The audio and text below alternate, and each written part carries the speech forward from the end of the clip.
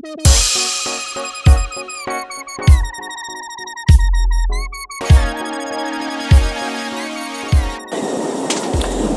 bonjour la famille, j'espère que vous allez super bien et bienvenue sur la chaîne Elder au Japon.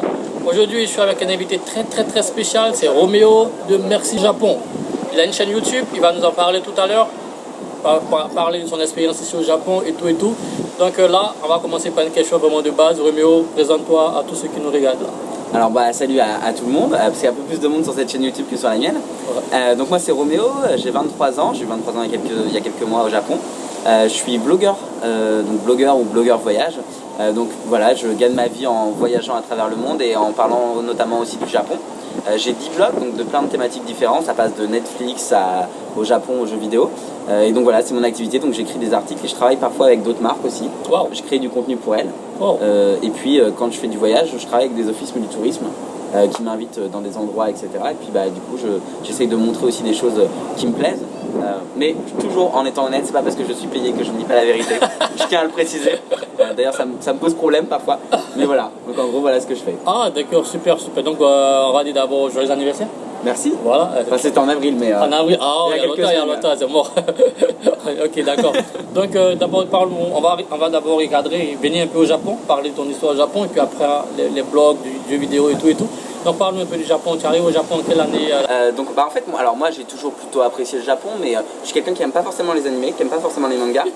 Et d'ailleurs, tout le monde me dit mais c'est quoi ton animé préféré, c'est quoi ton manga préféré? Je suis désolé, vraiment j'y connais rien, ça me plaît pas. Et du coup les gens me disent qu'est-ce que tu fous au Japon? Mais on peut être au Japon et on peut aimer le Japon sans forcément aimer les animés. Ouais. Moi j'adore par exemple l'histoire, alors ça va paraître un peu cucu et un peu intello, mais l'histoire japonaise je trouve ça passionnant.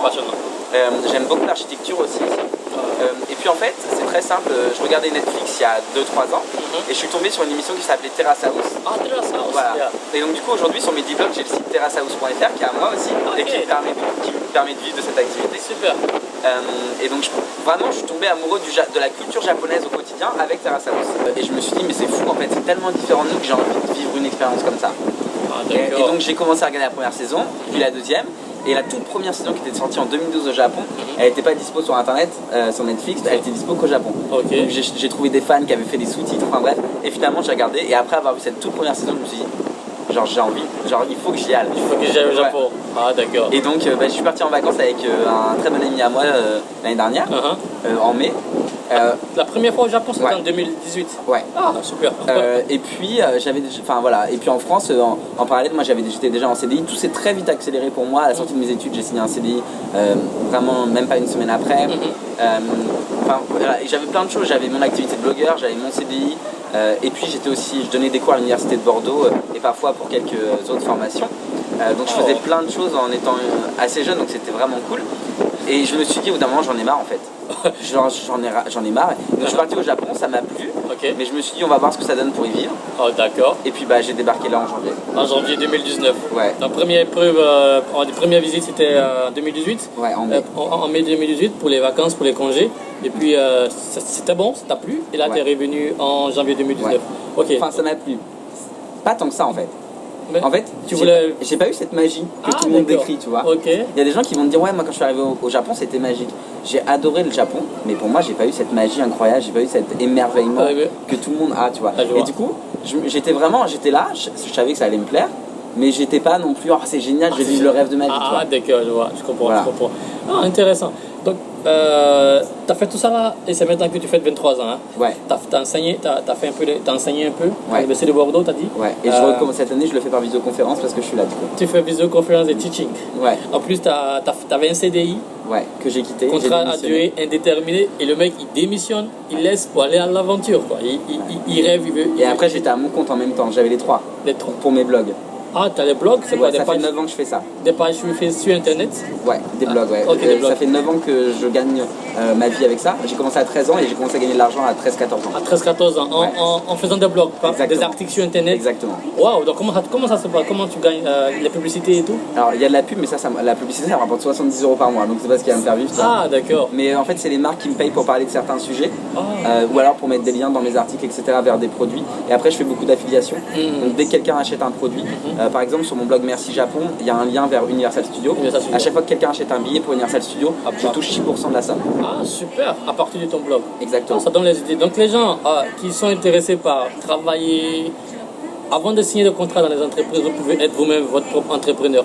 Il y a non tellement de sujets, il a dit Universal Topic, vous pouvez choisir autre chose. Dégrâce, choisir autre chose. Je fais la même chose pour les billets d'avion par exemple. Voilà. Quelqu'un réserve depuis mes sites, parce que j'ai un site qui s'appelle Trip Pas Cher. Trip Pas Cher. Et tous les jours, je mets 3 billets d'avion vraiment pas chers depuis la France vers d'autres pays. Par exemple, là en janvier prochain, il y a des Paris-Tokyo à 220 € aller-retour.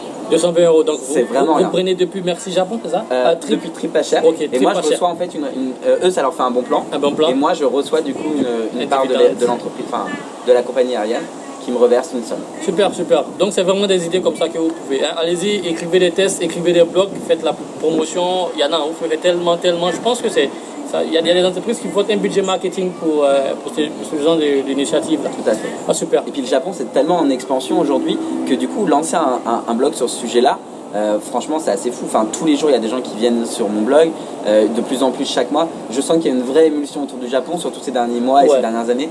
Alors, il y a beaucoup de jeunes, mais il y a aussi des plus âgés. Donc, c'est aussi. J'ai peut-être eu de la chance d'être là au bon moment. Le créneau, tu vois, où ça a décollé. Tous les youtubeurs Japon, ils ont quand même un peu décollé.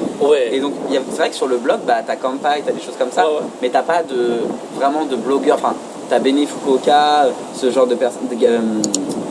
Un gaijin au Japon. Gaijin, voilà. Étranger. Voilà, un gaijin au Japon, donc, qui est peut-être le plus gros blogueur français. Ouais, un gaijin au Japon. Voilà.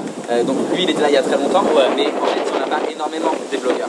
Désolé, il y a un peu de vent là, on est à l'étage et il y a beaucoup de vent, mais c'est pas grave. On va essayer de supprimer le vent autant que possible dans le montage.